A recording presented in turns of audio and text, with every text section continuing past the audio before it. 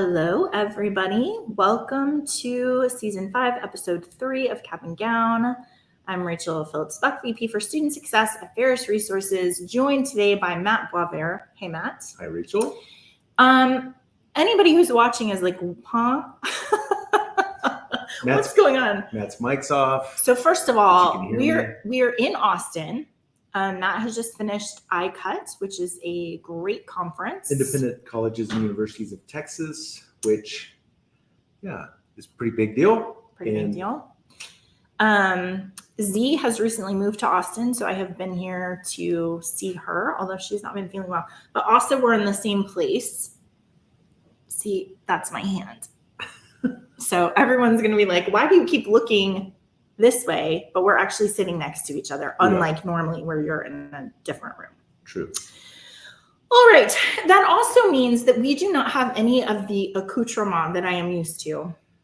I don't have any paper. I haven't printed my articles. I'm going to try to use my iPad. So we're just going to have to practice flexibility. It's a good thing you're flexible, you know? Yes, for sure. All right. We are going to revisit our theme for the year, which is curiosity. We're going to talk about our book for the year. In fact, this is the last time we're going to talk about it, and then we're going to start a new one. So that's going to be exciting. But in the vein of curiosity, Matt, we have 2 weeks in a row forgotten to talk about our pigeon picture. Yeah. So it was like the number one clicked story in our newsletter. Yeah. So it was for our very first episode.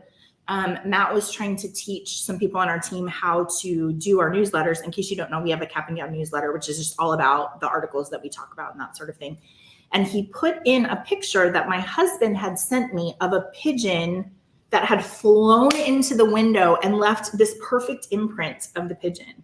Put it in like as a placeholder for the actual picture we were going to put in about starting our new season, but then we forgot to take it out. So if you got the newsletter, you got to see that amazing picture of the pigeon imprint.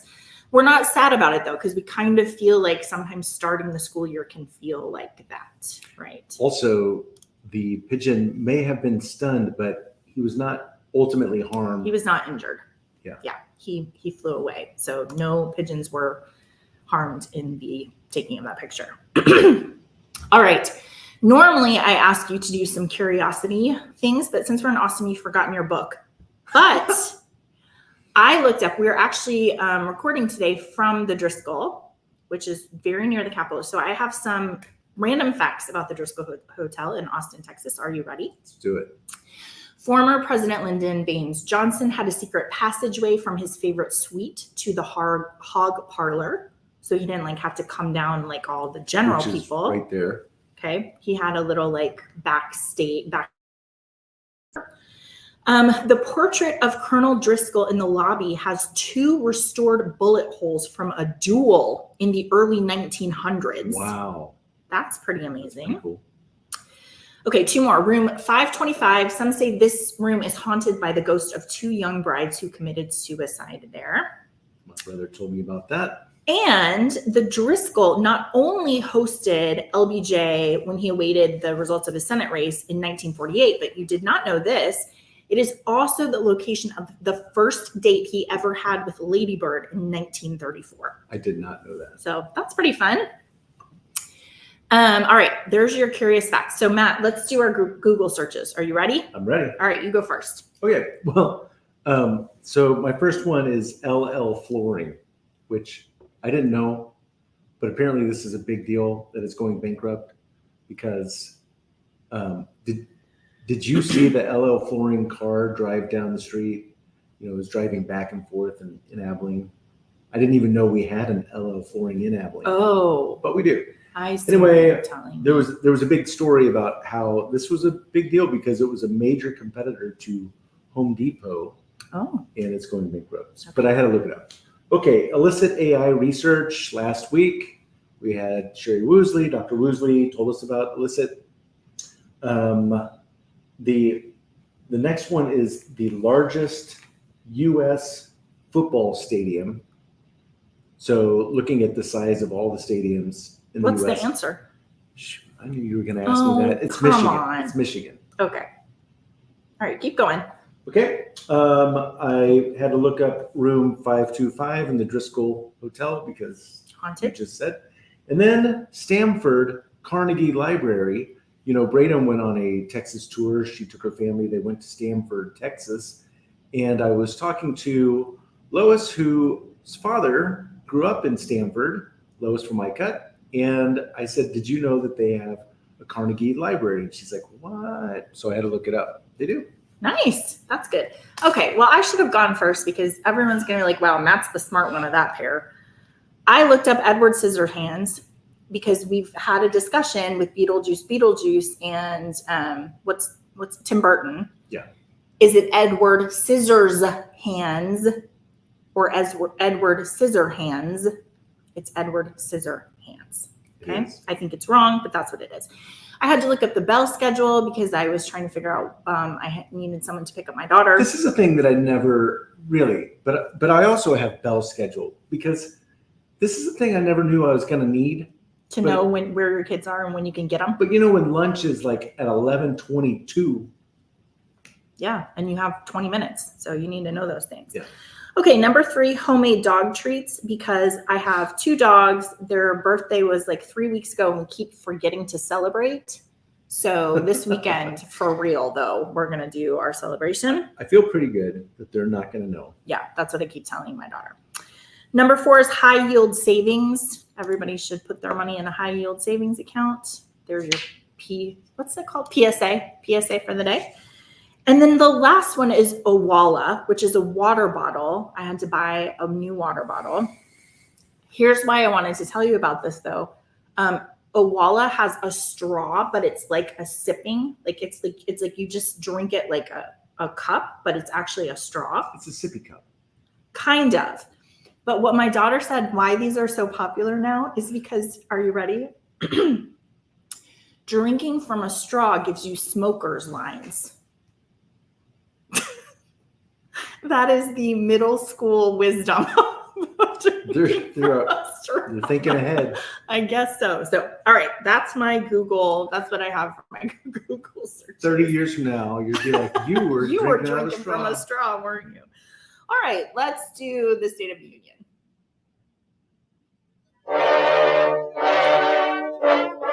Actually, I'm a little worried here. Maybe all of it's dropped. Now, can we do the State of the Union? I don't see it.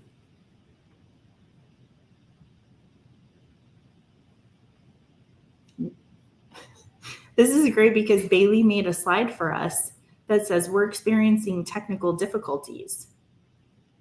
Okay. Well, my little timer is still going.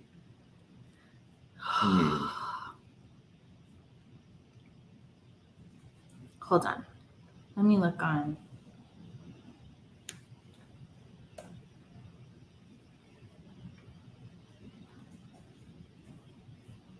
Are we back? Yep. They can see us. We just can't see each other except that we're sitting next to each other. So let's do the State of the Union, shall we? Are you ready? I'm ready. Okay. The first one that I want to talk about is the NCAA. So you remember I told you that they just settled. And then this judge, like 2 years ago, was like, nope, we're going to go back to the drawing board on that. I know that you guys settled for $2.8 billion. It's not enough. We actually need you to find more because this agreement is going to unfairly limit what athletes can receive from a group of sports boosters. So remember the NCAA made a bunch of concessions because they were very stressed out about how much money they eventually were going to have to pay. And so they're like, did a kind of quick rush to settle. But this judge is very unhappy. The included in this agreement is a revenue sharing model going forward in which colleges that choose to participate would agree to distribute roughly a fifth of their annual income, about $20 million to their players. The judge is like, it's not enough. You've got to figure out what you're going to do there. So a really big problem that the judge is underlying this agreement is that the NCAA has to be able to differentiate between legitimate compensation for NIL and pay for play without unfairly limiting the flow of money to athletes. So it's pretty interesting to see what's going to happen. And Matt, you were saying today, someone was like, yeah, they rushed into that. It's going to start to come undone because they didn't think of all the things that they needed to. Higher ed attorney was saying, you know, he was shocked at how quickly they all agreed. Yeah. And then he just said, you know, the longer it takes, it'll start to unravel. Yeah, for sure. Okay, the next one I'm super happy to highlight. This is a school in Connecticut, Sacred Heart University, which we have the pleasure to serve. There's a great article in the University Business about the president and how he's thinking about something that he's calling presence on their campus. So he's asking questions like, can your students recognize the dean of their college if they passed by in a hallway? Would your students feel comfortable striking up a conversation? And would the dean be mindful enough to ask them about their classes? This is the kind of cornerstone of what he's making this community to be, where you know who people are, you introduce yourself, and you actually have real conversations with them. So their enrollment is incredible. It's increased through the pandemic, and their most recent fall enrollment tipped north of 2,000 first-year students. And he's like, I really attribute that to being able to be successful and present and hear what's going on with our students. Also, though, they've just bought a nearby high school. It's the Notre Dame Prep High School, where 20% of those students have historically gone to their campus. And now they're really investing in that and creating a great pipeline for some of those minority and underserved students. So they have a whole program where they're enrolling students from that high school. It's like Upward Bound, except times 100. So the president was saying in this article that those students in that program are 4 times more likely to graduate from college than the average college student. So I think that's awesome. They're really investing in the community and theaters and athletics and all of that sort of thing. And what's really interesting, Matt, you know, we've talked actually a couple of weeks about the value of college and how we're saying, is it just about career, or is it also about some of these liberal art things? And their president is like, listen, we are not moving to vocational skills. We're not sacrificing our love of the humanities. They're actually adding bachelor's degrees in music and renovating theaters and that sort of thing. So I think what's so important about that is this idea of knowing where you are and serving those people, right? So it's not like a blanket, okay, everyone should go to vocational, like the school we talked about last week. Everybody should become, you know, more entrenched in liberal arts. Actually, you need to know where you are and who the students are that you can serve, and then you need to figure out how to do that really well. So I love that. For sure. Okay, I don't have very much to say about this one, except there's an article inside Higher Ed about how college rankings are really losing influence. You and I covered this, I think, sometime last year, that they're just not as important to students and their parents. They're kind of understanding that better as a sort of competition between colleges and not really giving students the meat of what they need to understand about a college, which I think is pretty interesting. You know, a lot of our smaller schools have made the argument that those rankings are really helpful to them because it puts them on a national stage where maybe you wouldn't necessarily know to look up a smaller independent school. So there's some schools that really, really love that ranking game. And then there are other schools that are just like, you know, we know who we serve and we have a pipeline to them. And so we're not going to have anything to do with that. But Matt, I told you yesterday I was having coffee and sitting next to me were 2 high school students who were talking about choosing college. And it was so interesting to hear their organic conversation about thinking about price and about where it's located and what the programs are and that back and forth of what's important and how they're investing in choosing what their school is. Really, really instructive. I was curious. I would have liked to have gone over and been like, hi, can I hear more about what you're, but instead I just eavesdropped on them. So I think that was a good choice there. All right, related to our all of our technical difficulties that we're having right now.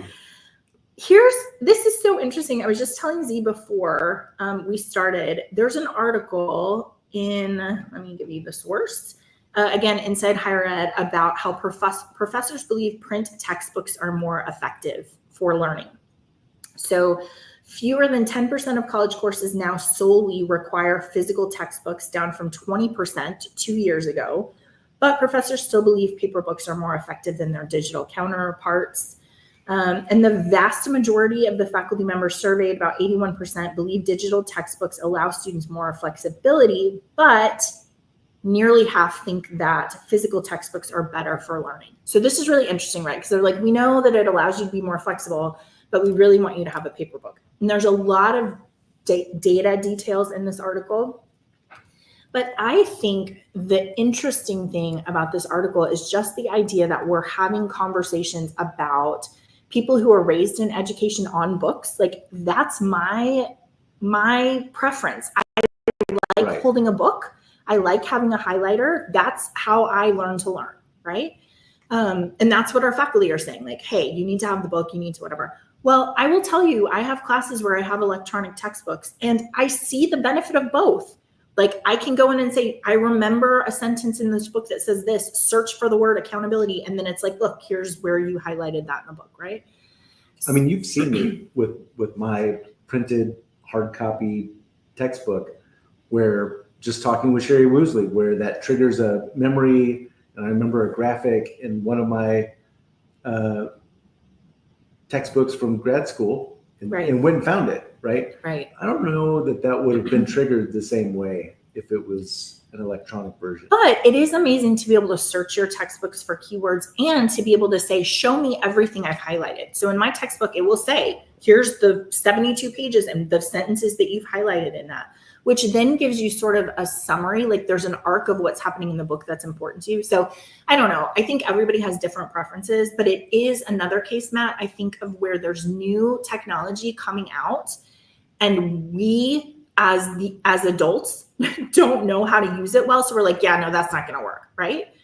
And then you have students who are like, no, actually, I love it. It actually makes a lot of sense to me. And I would rather do that than have a book. So I think it's a great conversation. I think it fits right in with our conversation about curiosity, because you're bringing to this some assumptions and biases that maybe you should just put on the shelf. Yeah.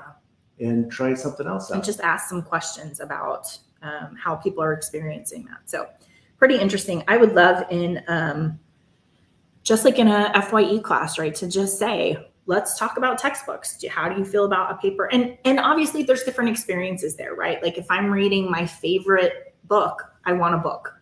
If it's a textbook, maybe I want to have it electronic so I can search it. So pretty interesting. Okay, I have two more for you. The first one made me think of our friend Brian Dawson, who we need to have on Cap and Gown. For sure. He does some really amazing things with outdoor education and parks and wildlife. And I don't know if you can explain, like, just very briefly, kind of the programs that he's done with that. Yeah, I mean, he basically started a club, a group of students who their goal was to visit as many national parks as they could. And it became just a really tight group. Of course, he loves to do that, to travel and hike, and then to be able to share that with others. So this article is about how wilderness programs, specifically around pre-orientation. So before everybody comes to campus, you're doing pre-orientation by going out and hiking or doing some trail or doing some camping or something like that. And there's a lot of evidence that students who are choosing this outdoor orientation are more likely to retain and more likely to earn higher GPAs than their peers. It's tricky, right? Because maybe the kind of person who likes to do this is going to be more successful anyway. So correlation, causation, hard to know. But this article is just talking about, like, the things that are built into spending time outside together in our personal skill development, right? Like, we're just all hanging out together. Community, tradition, the things that you're building into spending a week together are going to be the things you remember in terms of tradition, and then also really helping student leadership. So I think it's interesting to explore. I can just tell you, anytime you overcome challenges together and you're more vulnerable, like you would be on a big hike, if you start to realize I need these other people to encourage me, or even to carry my pack, or all of that brings tighter bonds. Yeah. And don't you also think, I mean, a part of that is not being distracted, right? When we talk about things like flow, when we're like, you have to do something that's challenging enough to keep your attention so that you're not bored, but not so hard that you're just overwhelmed and like, oh my gosh, we can't do it.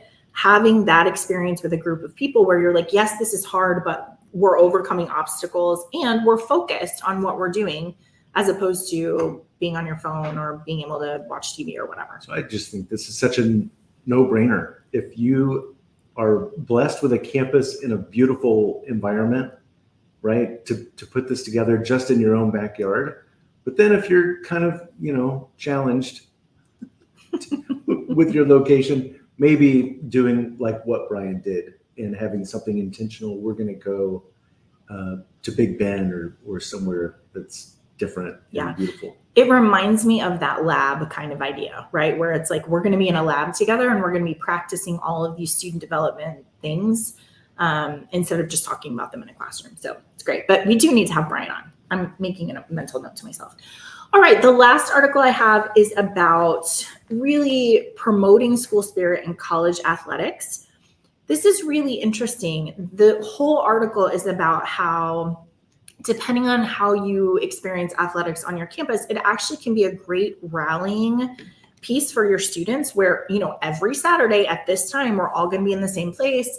We're going to be cheering for the same things. It's a way to get students out of their room.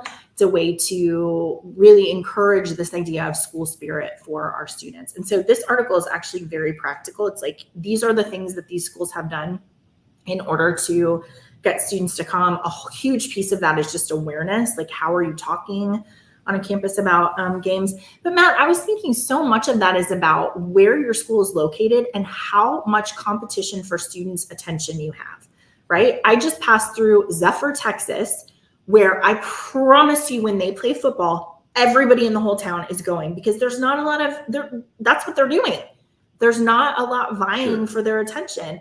Versus if you're in a bigger city where you have students who are going home every weekend right. So thinking about, especially for our smaller rural schools, you probably don't have as much difficulty getting your students to come because there's not a lot of distractions.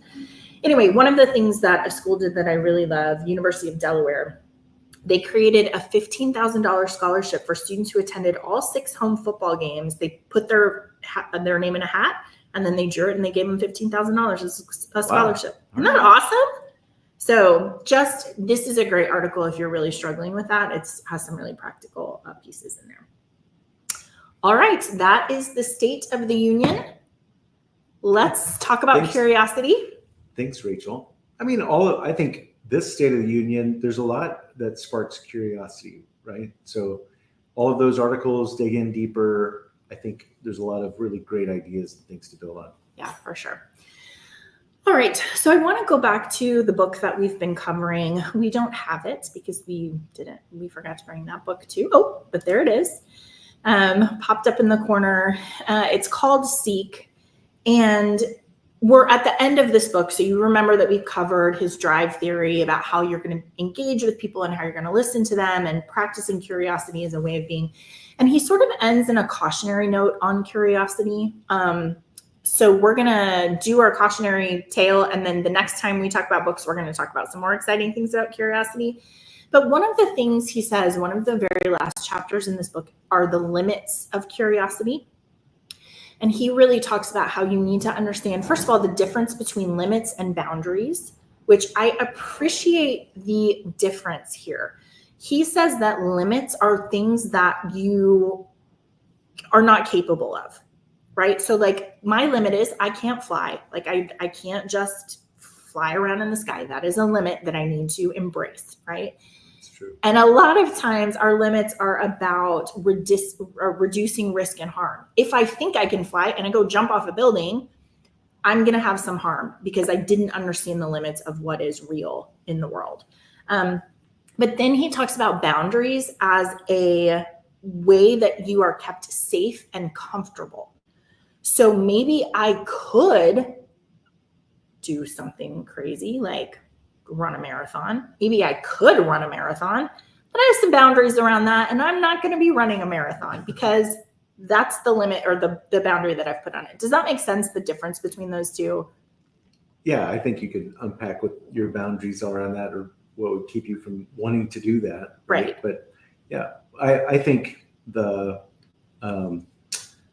I experienced that this summer, right? So when I climbed a 14er for the first time in my life, and now I'm like, well, this is a thing that I actually can do. And yet one of the boundaries is about, I don't know, is it a limit or a boundary where I'm like, I can't spend all of my time getting ready to climb all the 14ers. Right? Yeah. I need to put some boundaries so I protect my time. Yeah. Well, I think it's really, really relevant, especially as I think about our audience and in student development, academics, higher education, because there are always, in fact, I would say almost unlimited ways for you to be curious about things, right? There's new people all the time. There's all these facets of our students' lives, whether it's social or psychological or academic. Like, there's so many questions that we can ask. There's so many ways for us to be curious. And sometimes I think the hard part is knowing, yes, our limits. You literally cannot invest in every single student on your campus. It's impossible. You don't have time for that. You couldn't do it if you tried. But then also your boundaries, which, let's be honest, a lot of us are not great at. And saying, like, here's the time and the place and the way and the who that I actually am able to be curious about people and be very present with them, instead of spreading myself so thin that it's like every student that's in crisis that I come in contact with, I have to be thrown into that crisis. Rachel, I think that's so important, maybe even to say it again, because so many of our listeners, they're so invested in their students, but sometimes they don't have those boundaries to protect them. Yeah, for sure. And actually, I don't think it's nefarious, but I do think sometimes our institutions reward boundary-less behavior, right? We do want you to engage with every student. We do talk about customer service and how if a student needs a thing, we need to show up for that. And, we have quick turnaround times and don't leave them waiting, and, all of those sorts of things. And I would say, I think sometimes our students and parents have an expectation of that, right? I need a thing and I need you to do it. And helping to say that's actually not an emergency and we can talk about it tomorrow, I think is a really important piece. So the author of this book has a couple of ways to help you craft those limits and boundaries. The first one is he says, there's 3 questions you should be asking when you're thinking about where to invest your curiosity. The first one is, am I the right person to do this? Matt, we were saying this is related to your deciding what kind of business you want to be involved in. Do you want to talk about that a little bit before I unpack this? It's really helpful. So this is from Seth Godin and what he calls the fulcrum of innovation. And so he breaks out, kind of draw a triangle and ask yourself 3 questions. Can it be done? So I think this is limit, right? Can it be done? Is it worth doing? Which I think is part of the boundaries. And then the third is by you. And those 3 things, back in the day when I would teach, all of my classes, my students all heard this. I think it's so important for evaluating big decisions. Can it be done? Is it worth doing? By me? Yeah. And a big piece of that is sometimes it's humbling to to answer it correctly. No, not by me. That yeah. I'm really not the right person to take this idea anywhere. I don't know anything about engineering, right? But for everything that you're doing, to really use those 3 things to help you with that decision. So when it comes to curiosity, this idea of, am I the right person to do this? We're talking about it in a really relational way. So sometimes it's like, do I have the kind of relationship with this person where I should be saying, hey, what's going on? I want to help you solve that. Help me, figure out what the best thing to do for you is. And Matt, I was talking with Sherry about how so often, especially people who are really committed to students, they would say, I'm always the right person to do this. I always can create the relationship with the student so that I can help them. I get a referral on the student. I've never met them before, but I am the right person to go and figure this out because I'm committed and I know what I'm doing. And that's the place where you have to say, hold on though. Is there somebody else who already has that relationship that then can do that work? Because your job is not to go save everyone. You have limits on what you can do.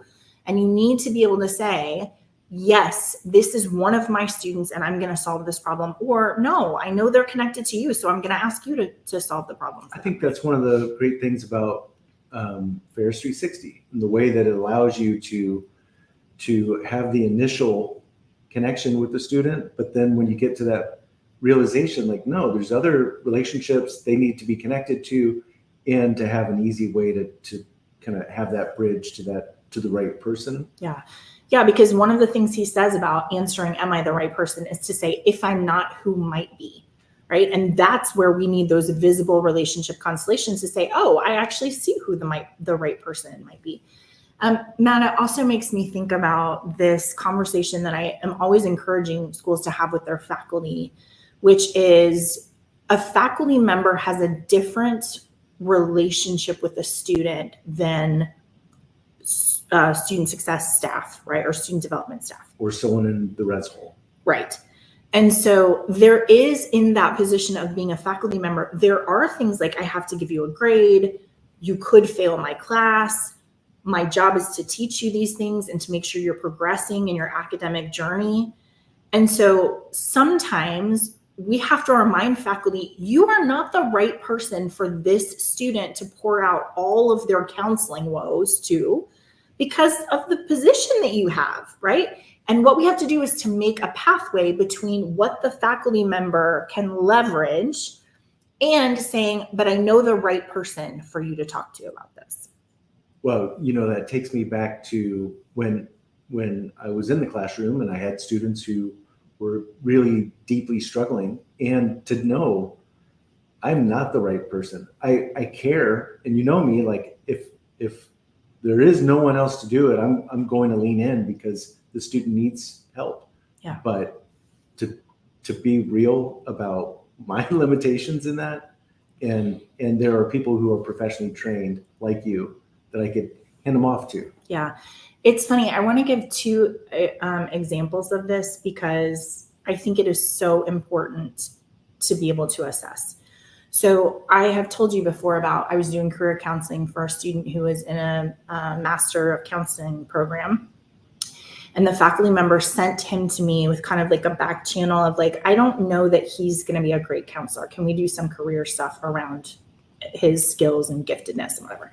So I gave him all these assessments and it came back like he's like a accountant engineer, right? Really good with numbers, really good with facts, like super smart, very, very gifted. And so I went through all of his assessments and I was like, hey, so help me understand why you want to be a counselor. And he's like, it is the hardest job there is. Like when I'm in my classes and when I'm doing counseling, it just takes everything, all of my mental power to do counseling. It's the hardest job I can imagine. And if I can do it, I know that I'm like really have worked hard, put my mind to it. And I'm like, hey, I don't want to be rude to you, but counseling's very easy. It is so easy for me, right? If you want me to have a hard job, that's engineering. I don't know that's the hardest job that I can even think of, right? So maybe as you're saying, wow, I really hate this thing I'm doing, but it's going to be so impressive when I accomplish it. That's not reflecting on who you are and what your talents are. And I would say we need to spend some time thinking about, we always talk about it like writing with your non-dominant hand, right? There are just things that make me feel mad when I have to do them. And I need to make the right assessment to say, maybe I'm not the right person to come up with a step-by-step plan tied to calendar about how we're going to accomplish a thing. That's Z's job, right? And I'm not the right person to do it.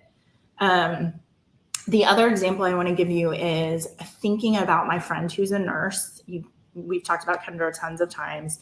She's a nurse and she's so good at dealing with physical pain. She's so good at it. Like, she starts to tell me stories about things that happen in the ER, and I'm like, stop, I cannot listen to this, right? Well, for her, that's not a burden. She doesn't feel overwhelmed. She's not like, oh my gosh, this is so hard. But for me, I'm not the right person. If you break your leg, I'm probably not the person that you want to have in the room with you. However, if you're having really deep emotional pain, I will show up for that all day long. And it's not going to make me squeamish, and I don't want to turn away from it, and I don't get uncomfortable. I'm like, let's dive into this, and this is a thing we can do. So just thinking for Matt, for you and I, and for everybody on our team, and then also all of our listeners, to say, where are the places where I really am the right person? You really want me in the room if someone's having an emotional crisis. And where are the places where I'm going to say, I need to have some boundaries about that, because although I could do it, I am not the best person to show up in that way. You know, I was thinking about Scott in the book, and so applying this to what he was talking about when he went to political rallies, and he was curious about the people, all of these people who are going to these rallies who are totally different than him. He's curious about it, but he also is able to go because of his nature, right? There are others who would just want to start a fight, right, or wouldn't want to put themselves. It would not be wise to put themselves in that situation. And so, I mean, that's like an extreme way of thinking about curiosity and how to apply yourself in an area that you start being curious about. But maybe, I don't know, I think that's what Scott's talking about. Like, hey, I know that there are things that I've done because I was curious about it, but also know yourself well enough to know, don't put yourself in a bad situation. Yeah, for sure. The second thing that he asked about is this the right time? So yes, I'm the right person, but is this the right time for me to dig in and be really curious about things? And I appreciate, he says, first of all, you need to know what your emotional bandwidth is in this moment, to be able to say, like, you know what, I have a lot going on that I'm managing myself. And although I may be the right person, probably not the best time for us to engage in a conversation like this, or for me to dig into whatever's happening. He has a great quote from Nadia Bolz-Weber, who is a Lutheran pastor. And she says, you need to make sure that you're always sharing from your scars and not from your wounds, which I think is really powerful, because sharing from your scars is you've processed it and you understand it's resolved. Sharing from your wounds is, man, there's just a whole bunch of stuff going on that I am not able to articulate or really understand yet. So I think that that's really helpful. Very wise. Also thinking about, so your emotional bandwidth, and then also what is your energy level, which thank you for the permission to be able to consider, like, do you have the capacity to be present in whatever the thing is that you're digging into right now? And it's okay for the answer to be no. And I think oftentimes we don't ask the question. And even if we do, we're like, it's fine. I'll just do it. Right. I was thinking about examples of this. And when I worked in a bakery, I had a mom who was on the phone with her business, and she's trying to order for me. And she has her 4-year-old son who's like pulling on her jeans. And she says to the person on the phone, hold on one second. And then she turns to her kid and she's like, I am not available to you right now. Do you understand? And he was like, yes. And she's like, okay. And then she got back and finished her phone call. But it was so impactful to me, because I was like, there's a person who's like, my kid's important and my job's important, but I can't multitask this and be successful at either. So I'm going to put some boundaries here so I can finish this thing, so that then I can be really present with my kid, which I think is a really important thing for people in higher education to internalize. Well, I was just thinking about why it's so important to have your partners on campus, because there are times when it's like a baton, like a relay race, where it's time for you to really slow down, and hopefully you've found a really good partner that you can hand off some of these things to. Yeah, for sure. So that idea of, is this the right time? Can I be present and patient? Can I say to a student or to a colleague, hey, I really want to talk about this, but I can't right now. Can you come in tomorrow morning and we will talk about this? Because you are doing them a service when you say, what you are saying is very important, and I want to be present, and I don't have the bandwidth right now. So can we do it another time? Which I think is just a good question to ask. And also thinking about this idea of, is this the right time? I've told this story forever where I had a student that I was chasing down and a lot was going on with her. And I finally found her and I was like, come to my office. And she came in, she was all dressed up because she was about to go to work. And I was like, listen, I'm really concerned about you. What's happening? And she started to get teary-eyed. And she said, Rachel, I really want to talk to you about all of this stuff, but I have to go to work. So I can't cry and I can't dive. You can't be curious about what's happening with me right now. It is not the right time for me. I'll go down the hole and I won't be able to come back. Can I come back on Tuesday and we'll talk about it? And I was like, yeah, for sure. Giving her permission to be able to set that boundary and be like, this is not the right time for me, I think is so powerful. Okay, let me see if there's anything else I want to say about that.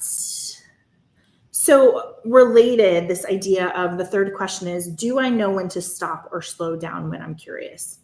So how am I paying attention to red lights and yellow lights that tell me either, hey, that's enough, or you need to proceed with caution as you're digging into whatever with somebody else, with politics or issues on campus or whatever.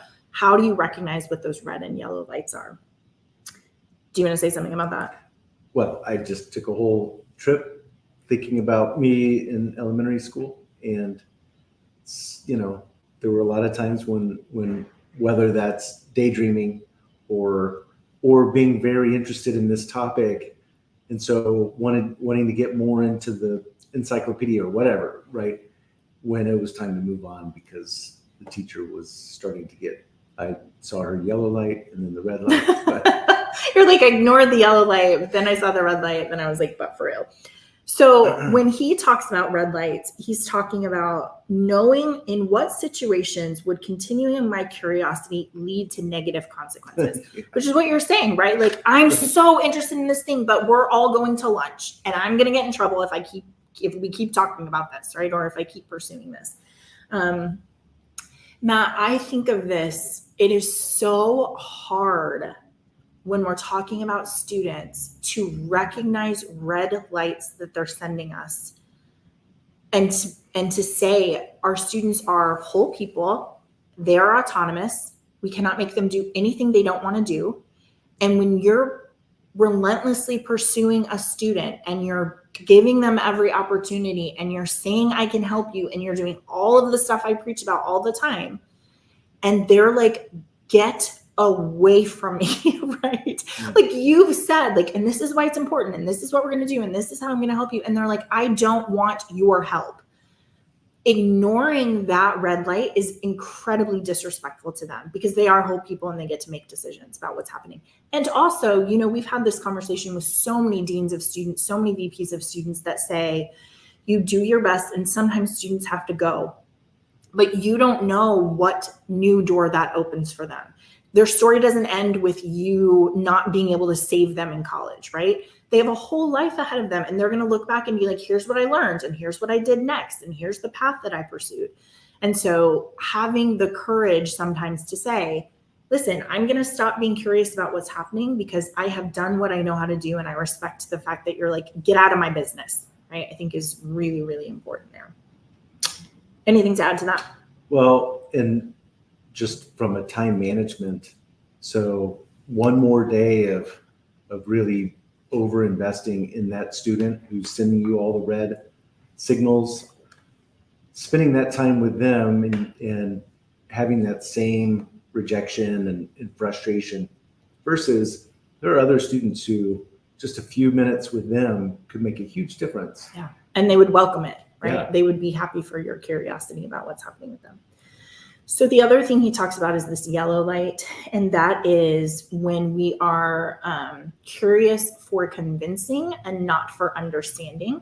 When you find yourself in that position, you need to pump the brakes and be like, hold on one second, what's happening with me, right?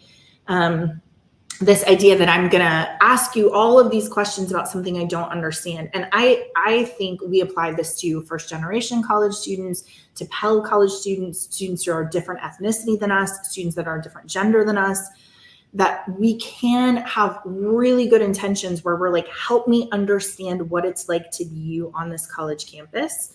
And as long as you're showing up in that spirit, I think it makes sense, right? Because we're trying to figure out what are the right pathways, how can we make this experience better. But when you start to find yourself in a place where you're convincing them instead of listening, college really is the right thing for you.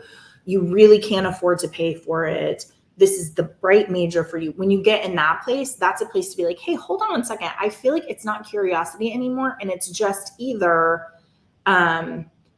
mining their experiences for my entertainment. Like, tell me about what it's like to be where, however you show up in the world, because I'm entertained by that. It's novel to me.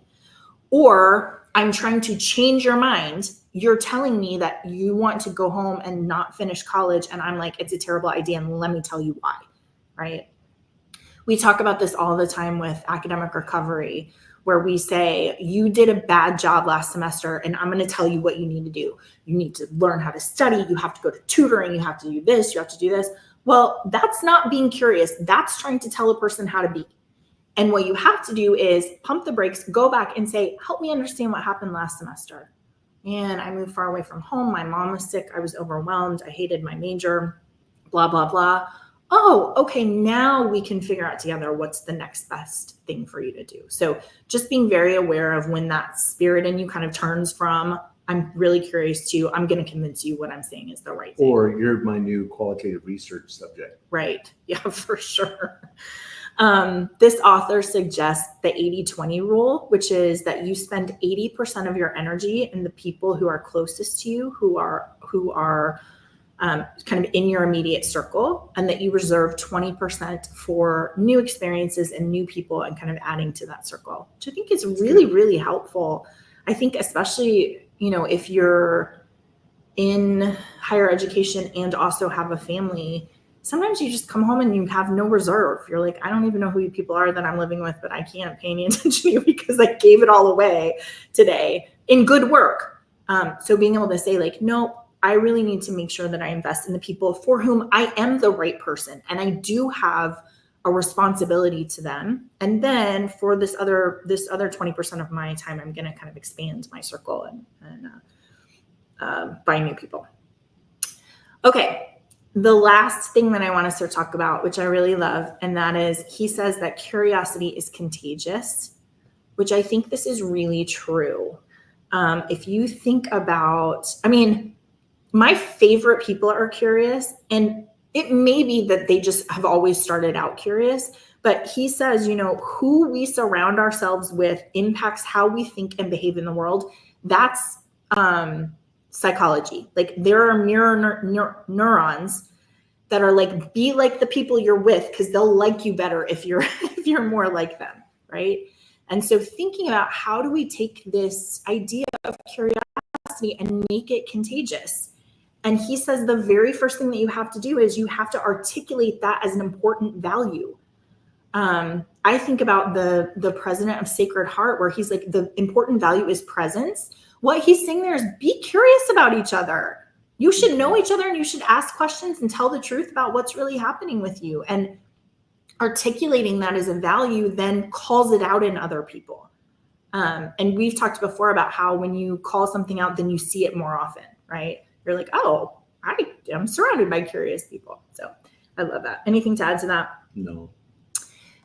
This idea of modeling. So when we talk about values, we talk about something that you choose, something that you prize, and something that you act on.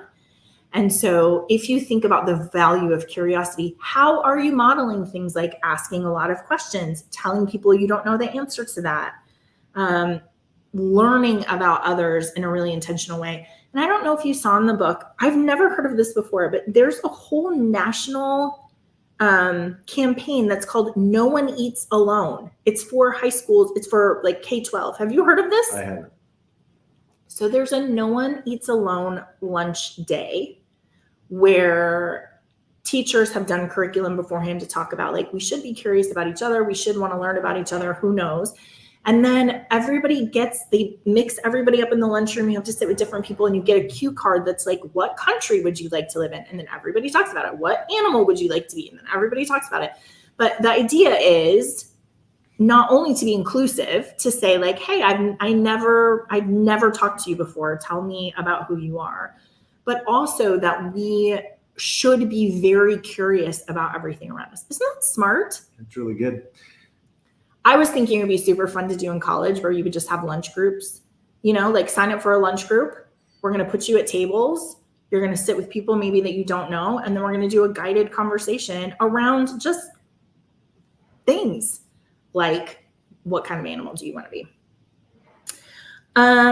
Okay. The other way that you can model this curiosity in your job is to really embrace curiosity as an identity, which I love.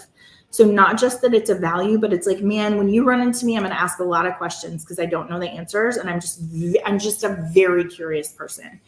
And I was telling you when I taught the FYE class, I started, and Z was reminding me, Discovery 2, I started with a group of 17 students that I've never met before. And our first class period is just, tell me where you're from. If I'm coming to your town, what are 2 things that I should do?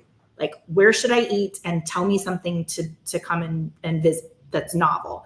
And I learned so much about my students, and they learned about each other. And we set up that whole experience as everybody here is a teacher and a learner, right? Everybody here knows something that I don't know, and I know something that you don't know. And we're just going to be in this class together, and we're not going to have experts. We're just going to show up in our full self and talk about what we know about. It's such a great way for them to identify in that very first class, this person is curious about me.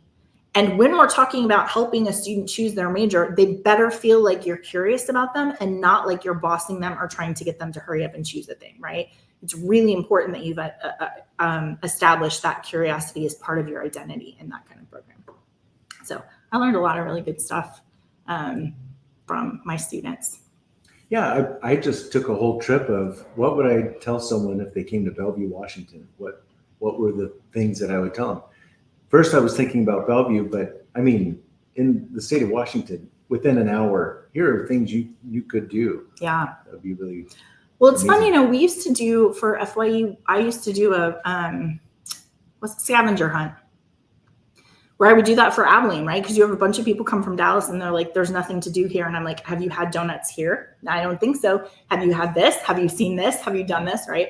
So that play of, you know a thing and I know a thing, and we're going to learn about each other and really find a lot of commonalities often, right?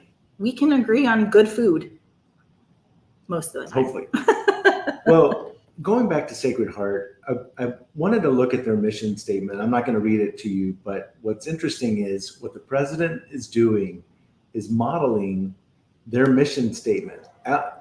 Being president is a huge part of these pieces. Like, we want you to maximize your own and others' health and your well-being and quality of life. And it goes on. You can look it up, but it's so good. And just thinking about what are things that you could do based on your university's mission statement that you could bring out and encourage or model others to be curious about.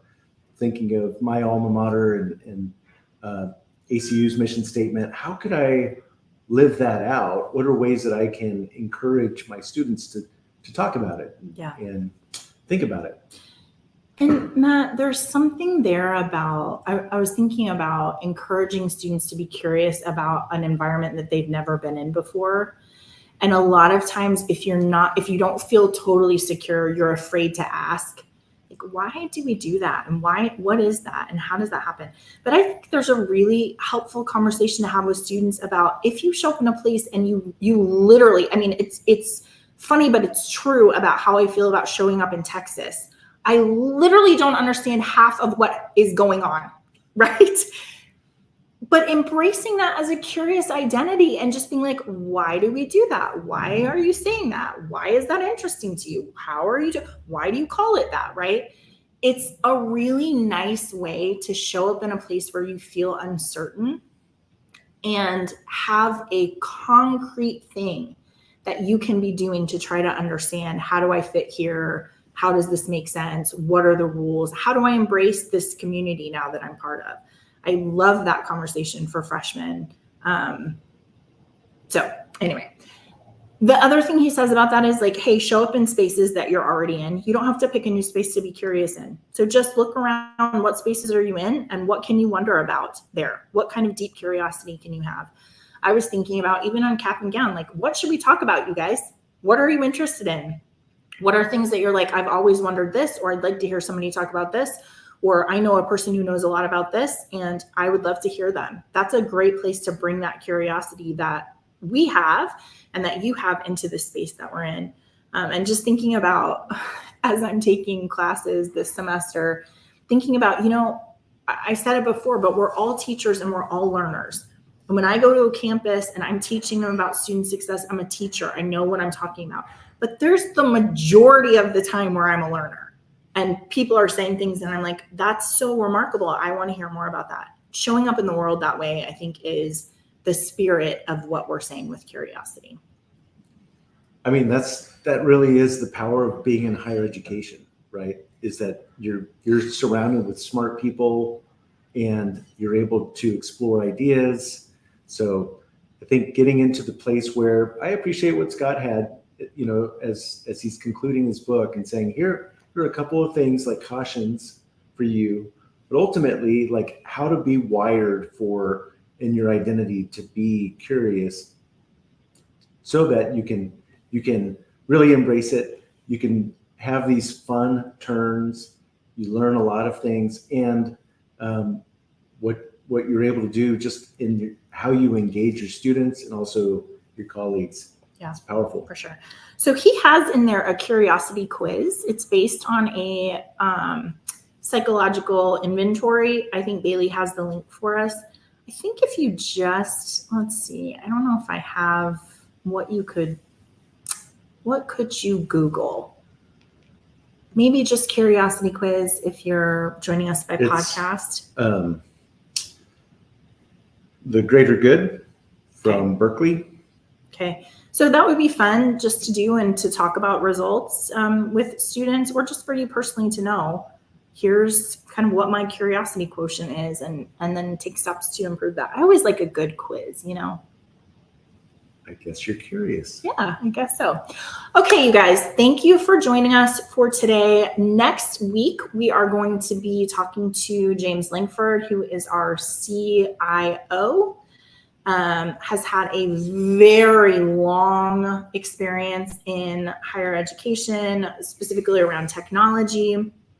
But he's a linguist. He's so fascinating. He loves languages, and he actually, I have known him almost my whole life because he taught with my dad in Manhattan, the Manhattan Church International Mission. So he was teaching English to foreign students for 20 years probably before he started in higher education. So got a lot of really interesting things to talk to him about. Otherwise, go and be curious. Have a great day.